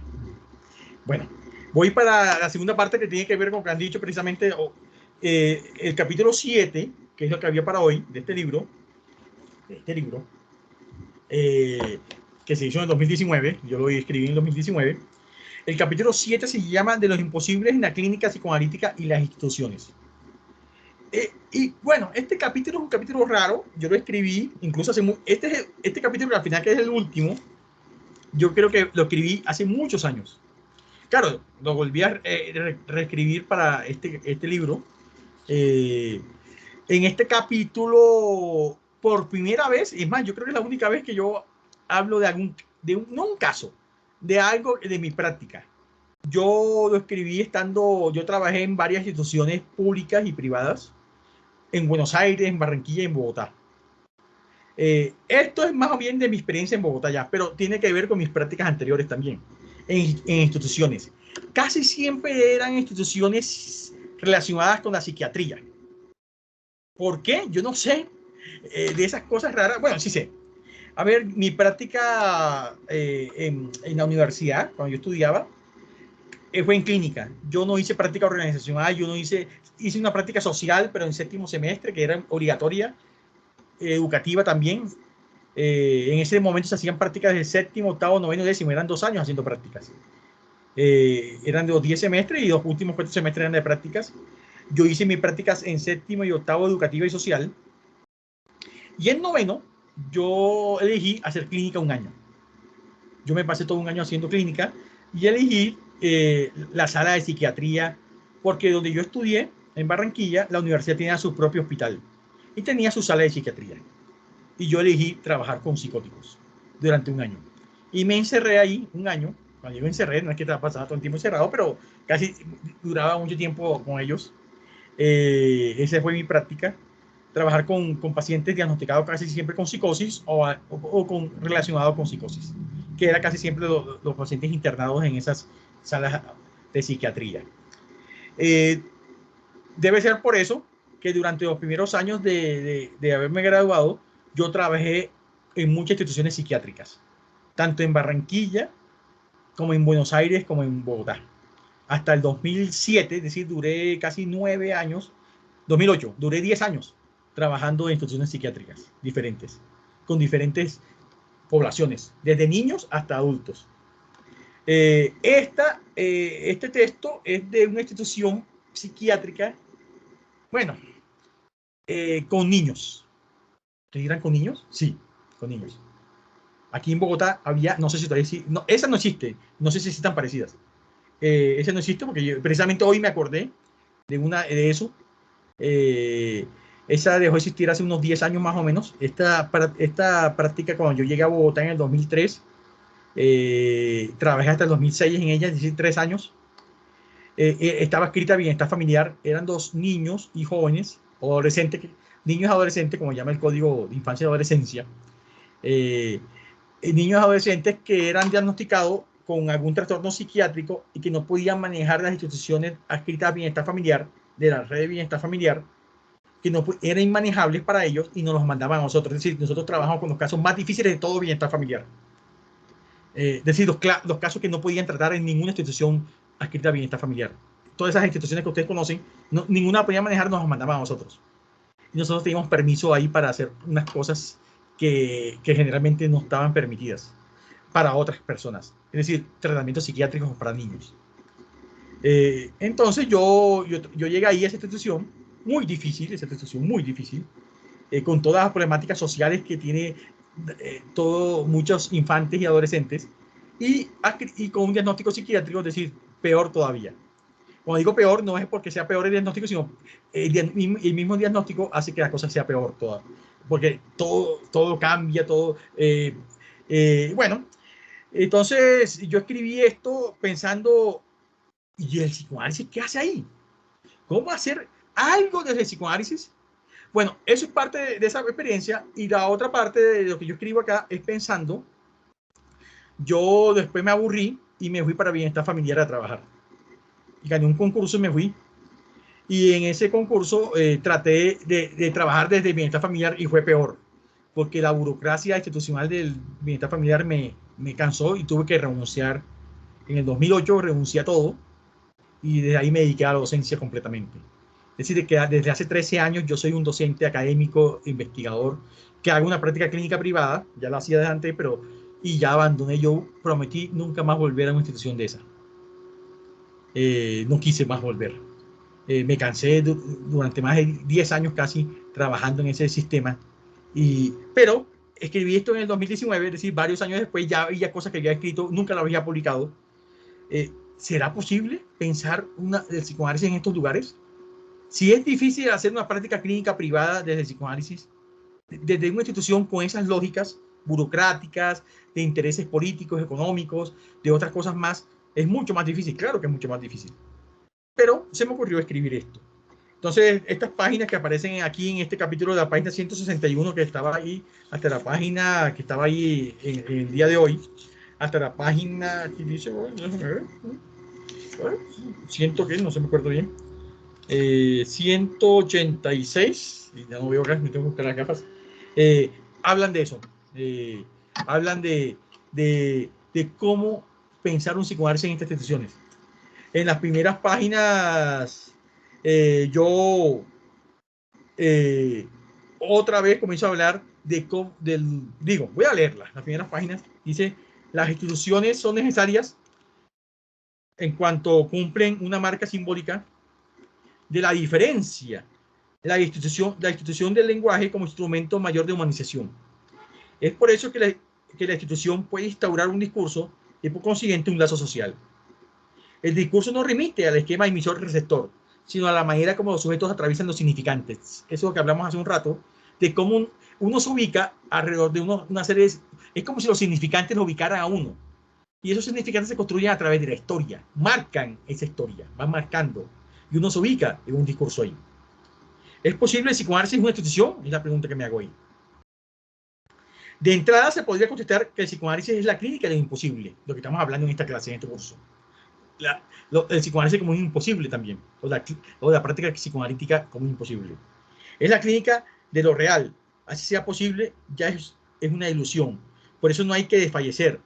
Hay que aclarar primero que se puede hacer intervención en las instituciones desde el psicoanálisis. No existe un psicoanálisis institucional, no. Así como no existe un psicoanálisis de niños, un psicoanálisis de adultos, uno para mujeres abusadas, etc. Es decir, el psicoanálisis siempre es un método que escucha a un sujeto, y estos sujetos se ubican como maltratados, como consumidores de sustancias, como, bueno, lo que sea. Pero en sí uno escucha a un sujeto. Uno no escucha patologías. Uno escucha sujetos en su historia. Que esas historias estén relacionadas con patologías es otra cosa, que son significantes también. Ser adicto, ser depresivo, ser ansioso son significantes también. Entonces, dice, sigo. estas intervenciones, ya me salté. Muchos han dicho sobre la posible incompatibilidad de psicoanálisis con la institución. Bueno, ahí hago un recorrido teórico y histórico sobre algunas personas que han intentado hacer psicoanálisis en instituciones. ¿Yo por qué estoy hablando de esto? Porque yo venía de instituciones. Yo había tratado de hacer psicoanálisis o tratar de hacer una práctica de psicoanálisis en esas instituciones. Algunas veces bien, otras veces me fue un poco mal, pero había tratado de hacerlo, porque es muy difícil hacerlo. Incluso en la página 163, 164 habla de un psicoanálisis grupal. Hoy lo llamaría más bien colectivo, no sé. Hoy tengo mis dudas sobre llamar esto grupal, bueno. Pero bueno, eso es lo que pensaba en ese momento. Bueno, y sigo hablando de eso un poco, sobre qué es hacer eso. Y aquí en la página 165, aquí planteo ya breves intervenciones en una institución. Aquí hablo de cómo construir un caso. ¿Por qué? Porque voy a hablar de un pequeño caso. Yo le llamo viñeta clínica. Yo casi nunca, esto lo había escrito en el 2006, 2007, no, 2008, y lo publico en 2019. Es decir, me duré 11 años para publicar esto. Yo lo tenía escrito en el computador, estaba guardado por ahí. Claro, cuando comencé a reescribir, me acordaba algunas cosas, otras ya no me acordaba, 11 años después. Pero oye, voy a publicarlo. Vamos a ver. Y lo voy a leer hoy. Voy a durar unos 10 minutos, quiero ir leyéndolo. Y voy a... Bueno, más o menos para mostrar qué hice yo. Vamos a ver. Es la primera vez que yo escribía sobre algo que había hecho a nivel clínico. Dice, el primer caso es una niña de 10 años. Esto está en la página 168 de este libro. El primer caso es una niña de 10 años. Su madre demanda en todo el sentido de la palabra. Ha presentado varias quejas de la defensora de familia ante varias organizaciones estatales por no poder ser atendida. Yo estaba trabajando ya no en la institución psiquiátrica, sino estaba trabajando en esta institución pública del Estado. Ante la demanda de la defensora, realiza un auto para que la señora y su hija sean atendidas por psicología. Un auto era aquello que debía ser contestado en esta institución. Es decir, yo quiero que me atiendan, entonces se metía un auto y el auto me llegaba a mí como un auto y yo tenía que atenderla, porque yo soy un funcionario público y tenía que atender a esa señora porque esta señora pedía ser atendida, porque es un derecho para esta señora. Bueno, este auto comenta la necesidad de que se realice una evaluación a la niña y verificar si tiene problemas de retardo cognitivo moderado, ya que la madre está muy preocupada por este diagnóstico. La niña había sido diagnosticada por otra institución pública ¿por qué había sido diagnosticada? Por un test de inteligencia que se había hecho y había quedado en el rango, esta niña, de retardo mental moderado. Esto trajo unas implicaciones para esta niña. Las implicaciones que trajo fue que esta niña fue sacada del colegio, del aula regular, y fue mandada a un aula especial. Porque una niña con retardo mental moderado, con un diagnóstico de un test hecho por una psicóloga en una institución pública, implicaba que ella no podía estar en un aula regular. En ese momento, algunas cosas han cambiado, pero bueno. Entonces, cuando entrevisto a la madre, ella comienza a comentar muchas cosas. Sobre todo del padre de la niña, que no responde por su hija, y menos cuando se enteró hace más de un año del diagnóstico de la niña, retardo mental, realizado por una psicóloga de otra institución estatal. Es decir, ella no vivía con el padre, el padre, y una de las peleas que tenía esta madre era que el padre no respondía económicamente por ella. Y el padre trabajaba en una institución militar del Estado. Así que ella quería demandar por eso, porque él no respondía con la cuota de alimentos de la niña. Y menos, y se había alejado mucho más cuando se enteró que la niña había sido diagnosticada con retardo mental. Bueno. Por este diagnóstico, la niña es trasladada de un aula normal a una especial, debido a que sus problemas de aprendizaje han conllevado a perder 2 veces un grado. Le pido informe de dicha evaluación y hablo con la niña. A simple vista, la niña parece normal. Su conversación, aunque pausada, no implica obstáculo para seguir ideas. Al final de la breve conversación me dice que su padre es un mentiroso y que no le quiere comprar el uniforme del colegio. Lo dice cuando le pregunto el motivo de estar en ese lugar. Cuestión que trato de hacer con todo aquel que asista a la psicología. sobre todo si es un niño o un adolescente. Yo trabajaba en una institución que trabaja con niños y adolescentes. Se acuerda con la niña seguir otras entrevistas con el fin de averiguar por qué no puede aprender problemas que ella misma admite tener. Bueno, en la segunda entrevista, la niña aparece con su brazo inmovilizado. Al preguntarle por lo ocurrido, comenta que fue en un parque. Es decir, se accidentó en un parque y tenía un brazo con un yeso. La madre trae la evaluación de la psicóloga, donde se conceptúa que después de ser aplicado el WIS, donde puntúa 49, la niña tiene un déficit cognitivo leve a moderado. Ese es el rango con puntual 49 en el test. Se le comenta a la madre que estos test, si bien miden algunas capacidades y competencias, no indican cuán inteligente era un niño, aunque sí era evidente que la niña tenía un problema. ¿Cuál era? Esta aclaración era necesaria, ya que la madre insistía en que la niña era normal.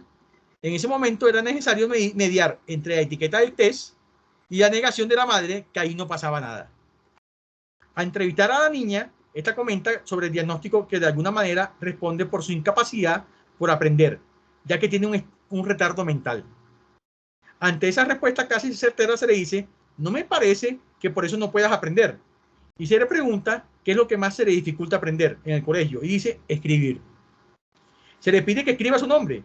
Dice saber escribir el nombre, pero no el apellido. Y por su imposibilidad de escribir por su brazo lesionado, le sirvo de secretario. Le pido que le letree su nombre y lo hace. Pero cuando le pido que le letree su apellido, comienza a trastabillar. ¿Por qué tu nombre sí y tu apellido no? Le pregunto. A lo cual contesta, porque mi apellido es el de mi papá. Eso contesta. Allí se me ocurre decirle, puede ser que tu padre sea un mentiroso, un irresponsable, pero ese es tu padre y tú tienes que llevar el apellido de él. Ese es tu apellido. A lo cual contesta, es que es feo. Ante esa respuesta no se me ocurre más que decirle, los apellidos se llevan y no es porque sean feos o bonitos, se llevan porque es la manera de llamarnos. Y por eso tienes que aprender a escribirlo. Después de esta frase, se termina la sesión con la niña. A la madre se le comenta la posibilidad de poder realizar un nuevo test en otro lugar, ya que ella quería cambiarla del aula especial a una normal nuevamente.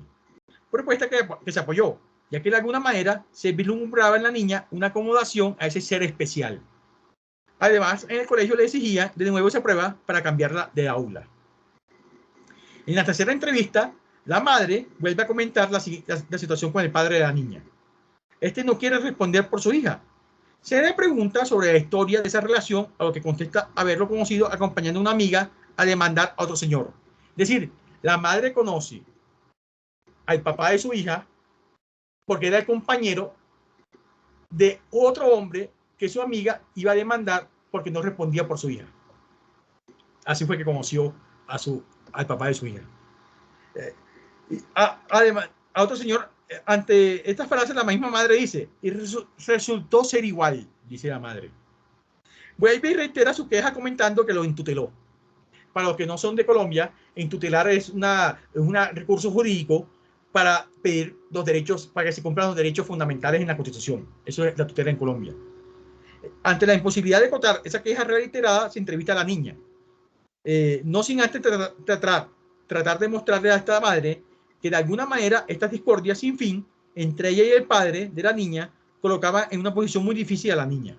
Esta era una pelea, la señora andaba con una carpeta como de 200 páginas de demandas, de pedidos jurídicos, un montón de cosas raras tenía esa señora. Pero bueno, la niña entra con una cartilla de multiplicación.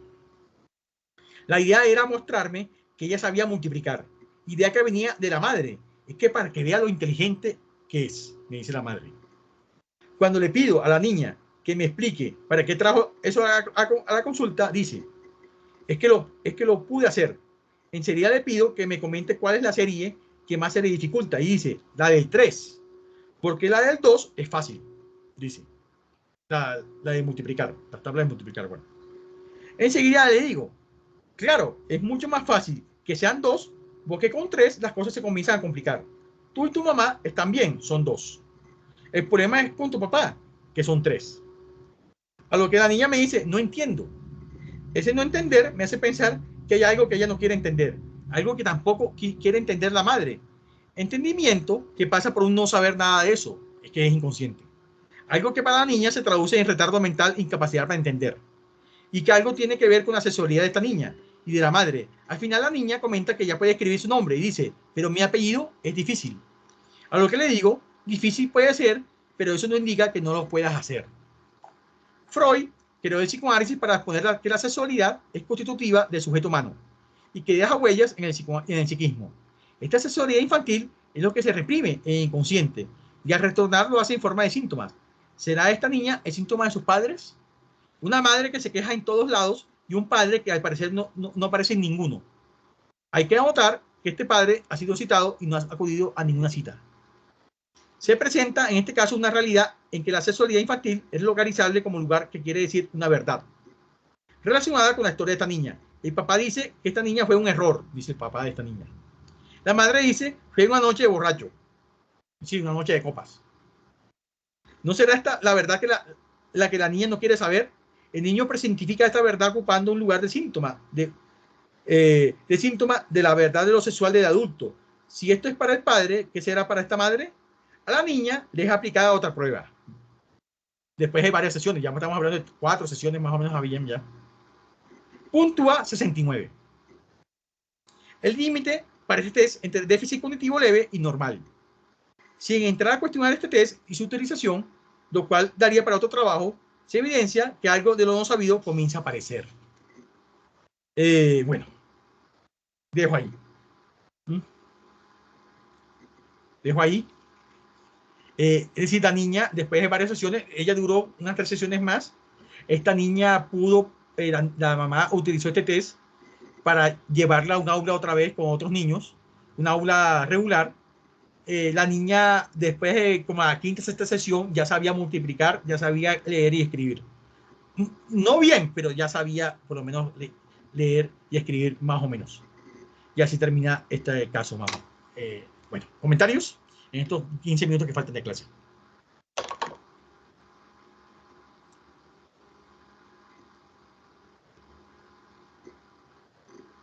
Hola.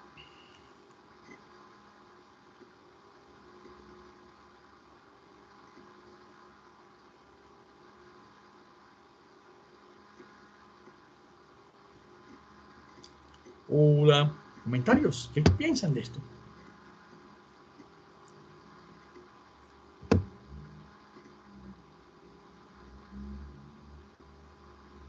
¿No hay ninguna pregunta, ningún comentario?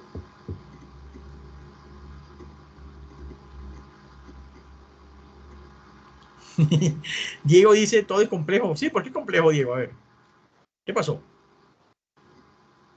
A ver, comenzamos por ahí, por la complejidad.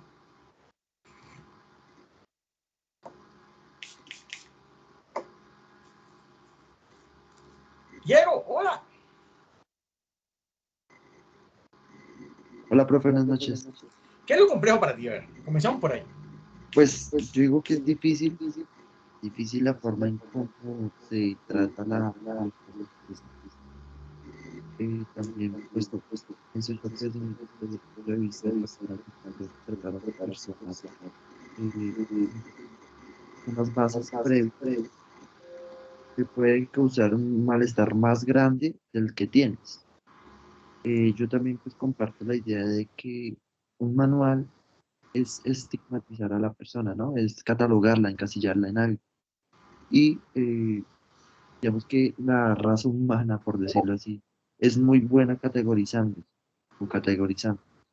Entonces, digamos que guiarse uno por un manual es a veces complicado, ya que primero, pues listo, te dice que tiene ciertos síntomas y bueno, uno dice puede ser esto, puede ser lo otro, pero yo creo que más allá de para dar una terapia exitosa es en la forma como primero tú escuchas, segundo la empatía que tienes con la persona y tercero las palabras que tú le vas a decir a la persona. A ver, Diego, aquí tenemos una niña, bueno, a ver, imagina una niña que la llevan y que eso es muy común, por eso también leí este caso hoy. Es muy común que uno le lleven estos casos a cualquiera que esté en lugar de psicólogo o psicóloga, que tiene un retraso mental. En el caso este era un problema también jurídico con el papá no cumplía con la manutención de esta niña, esto era un problema, bueno, esta niña le hicieron un test. ¿Por qué? Porque esta niña había repetido 3 veces primero de primaria, Entonces, ¿por qué? Porque no sabía multiplicar, no sabía leer, no sabía escribir y no podía pasar a otro grado. Y con todas estas problemáticas, mucho menos todavía. Entonces, claro, los profesores ya estaban cansados, lo más seguro, y querían sacar a esta niña de su aula porque, a ver, los profesores no es que sean malos, simplemente cuando veo un niño así, una niña así, retrasan, es como si tiene que estar pendiente esta niña y además que tiene que estar pendiente de 40 niños más. Y esta niña es un problema, porque no aprende, porque no sigue, se va atrasando y va atrasando a los demás. Bueno, esto es un problema. Entonces, cualquier profesor quiere deshacerse de esto. Y la mejor manera es mandarla a psicología y que le haga una prueba y ojalá, si sale con un test de esto, puntuando bajo, mejor que se la lleven de ahí y que la manden para otro sitio porque eso no es un lugar para una niña como esa. La madre estaba peleando para que la volvieran a ese colegio con otros niños, porque ella sentía que en el otro colegio se estaba empeorando, y lo cual era cierto, cada vez estaba peor, ya lo poquito que había aprendido se estaba olvidando, porque en estas instituciones parece que en vez de tratar de que los niños aprendan ciertas cosas, parece que no aprendan nada, algo así, porque como nadie puede aprender nada, porque todos tienen un déficit, es mejor no hacer nada. Entonces, en todo eso, yo siempre he sospechado que las personas que puntúan en esos test entre leve y moderado no son problemas biológicos, son problemas psicológicos. Cuando digo problemas psicológicos, me refiero a cuestiones de la historia, cuestiones que tienen que ver con una problemática que yo no quiero saber, yo no quiero aprender, yo no quiero, que Freud llama inhibición, que lo digo después en el texto, más adelante. Entonces mejor no aprendo. Algo así, me coloco en ese lugar de no aprender porque no quiero saber nada de mí. Claro, esto es inconsciente, no es que yo lo hago, ay, sí, verdad, yo no quiero aprender, no, me incapacito para aprender. Me coloco en un lugar de no aprendizaje, de no poder aprender, y me voy hundiendo ahí. Yo cuando hablaba con esta niña quería ser enfermera, quería hacer muchas cosas, pero así como iba, no iba a hacer nada. Porque iba a cumplir 11 años y no salía de primero de primaria. Entonces, había que hacer algo con esta niña. Y comenzamos a trabajar sobre eso. Parte de lo que aparece ahí escrito es ese trabajo que se hizo otras cosas más, pero es parte de lo que yo me acordé de lo que se hizo. Y era sacarla de ese lugar de déficit, ese lugar de que llamaban antes retardado, o ese lugar de que no puedo aprender, más o menos de incapacitada, algo así. Había que sacarla de ese lugar como sea. El problema es que el test lo que había hecho era afianzar, esa psicóloga con ese test había hecho afianzar ese diagnóstico y ubicarla en ese lugar de no aprender. Había que sacarla de ahí. Y había que hacer un trabajo para sacarla de ahí. Y ese fue mi primer intento, sacarla de ahí. Y comenzar a aprender. Es decir, sacar de ese lugar de no querer aprender significaba hacer un trabajo en su historia. En una historia que tiene que ver con sus padres. Eso es lo que había que hacer en un primer momento. Eso fue lo que hice y parece que se consiguió por lo menos eso. Sacarla de ese lugar significó que ella comenzara a aprender, a multiplicar, a leer y esas cosas. ¿Qué piensan? Creo que este caso me hizo recordar una película que se llama Yo Soy Sam, en la que es un hombre que tiene no sé si ya la viste, un déficit cognitivo. Sí, y él tiene una edad mental de como de unos 7 años. Y la hija, tiene una hija, y la hija cuando llega a esa edad trata como de no aprender más para no avanzar, no aprender más que el papá, y empieza como a atrasarse intencionalmente. Claro, el problema es que, claro, la niña se identifica al lugar, aprender más significaría dejar a su padre, más o menos algo así. Sí. Atrás. Y esta niña lo más seguro que quería a su padre, entonces no quería dejarlo atrás. Ahí el trabajo es cómo ella se ubica en un lugar que aprender no significaría dejar a su padre. Pero bueno, eso es un trabajo muy difícil de hacer. No es que sea fácil.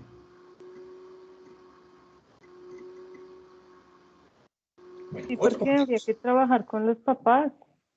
Porque al final con esta madre era imposible.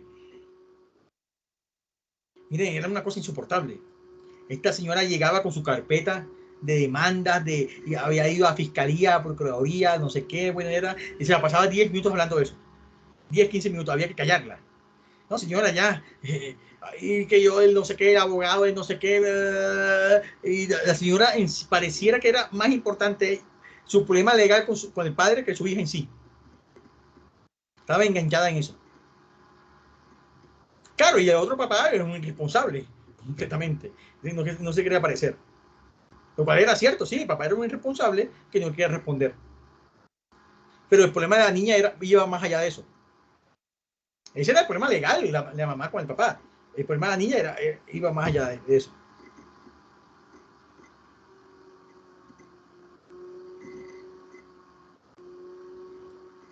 Comentarios. De estos minutos que faltan para terminar hoy.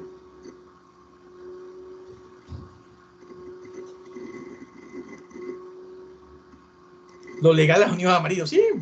Lo más seguro que era eso. Es decir, ella estaba enganchada en eso porque era la manera de vincularse a ese tipo, que era de las fuerzas militares. No voy a decir de cuál fuerza. Que por cierto, un dato así anecdótico, la mayoría de demandas que llegaban ahí eran de miembros de las fuerzas militares. Parece que los miembros de las fuerzas militares tienen muchos hijos. Los 2 años que estuve ahí, atendí muchos casos de demandas a miembros de las fuerzas militares, porque hay una cosa muy cultural y también muy histórica también, que tiene que ver con el contexto. Muchas mujeres y muchos hombres, uno ya sabe que el uniforme parece militar es muy atractivo para muchas mujeres, pero no porque sea atractivo, sí es atractivo por muchas razones, también hasta económicas. Son miembros de la fuerza pública que tienen un sueldo, no es que sea muy bueno el sueldo, pero tienen un sueldo, y para muchas mujeres en ciertos contextos que están en unos contextos muy difíciles, en unos pueblos muy olvidados por allá, ya sabemos cómo es la vida en ciertas regiones en Colombia, que un militar o un policía tener un hijo con ellos significa que la saquen de ese pueblo y que se vayan para una ciudad o otro lugar mejor, y muchas terminan ahí. El problema es que muchos de estos no responden. Y aquí comienzan las demandas. Muchas de esas demandas eran de estos miembros de las fuerzas militares. Pero bueno.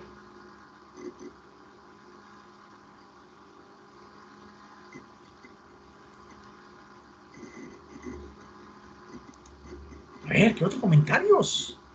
Ya estos minutos que nos faltan, ya nos faltan pocos minutos ya para terminar hoy. ¿No tiene ninguno más? No me llamó la atención otra cosa. Que por qué puntuó por debajo y después aumentó. Yo creo que tiene que ver con una posición subjetiva. Esta niña pudo salirse de ese lugar, y una vez que se salió de ese lugar poco a poco, ya puntuó más alto. Ya pudo puntuar en un rango que ya prácticamente ya estaba en el límite entre normal y tener un déficit cognitivo leve. Estaba en el límite ya. Eso es un trabajo que se hace.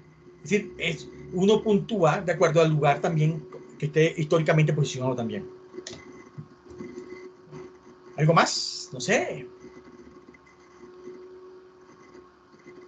No hay nada, ninguna pregunta, otros comentarios. Para la próxima semana, ya nos faltan unos par de minutos ya para terminar hoy.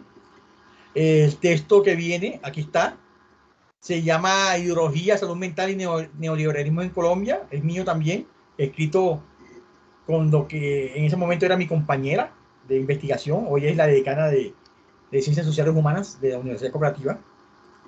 Y aquí están las páginas 107 a 119. Vamos a seguir discutiendo sobre esto, sobre la clínica, el lugar de la clínica también, el cuestionamiento a cierta clínica en este texto para la próxima semana. Bueno, ¿algún comentario, otra pregunta por hacer, decir?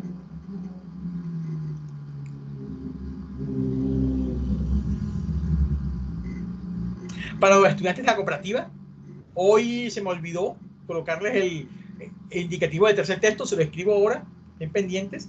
Igual yo les voy a dejar una semana para que lo hagan, es decir, hasta el otro miércoles van a tener plazo. Hoy o mañana se los escribo. Es un texto otra vez de una página escrito, un escrito. Ya se lo voy a dejar las indicaciones. Se me olvidó subírselas. Entonces se las voy a subir ahora en un rato. O mañana temprano. Para que tengan una semana. Así que revisen mañana qué toca para escribir. Y tienen plazo para hasta el otro miércoles para hacerlo. Bueno. Más nada, hoy están en un silencio, yo no sé. Hoy están, la mayoría están en un silencio raro hoy. Bueno, así que si no es más nada, ya van a ser las 7:55 como siempre. Yo trato de terminar unos minutos antes para darle tiempo a los que tienen clase a las 8, que por lo menos 5 minutos para que se puedan descansar y meterse a otra clase. Si no es más, ya creo que dejamos hasta aquí hoy. Y nos vemos la siguiente semana. Chao. Entonces. Recuerda que el silencio no es una oposición a la palabra. No, no. No, entonces voy a tomarlo así. Ya. Gracias, Jessica. Voy a tomarlo así. Entonces, chao. Entonces, ojalá que ese silencio sea eso, Jessica. Ojalá. Ojalá sea eso. Entonces, chao. Gracias. Chao, profe, gracias. Hasta luego, profe.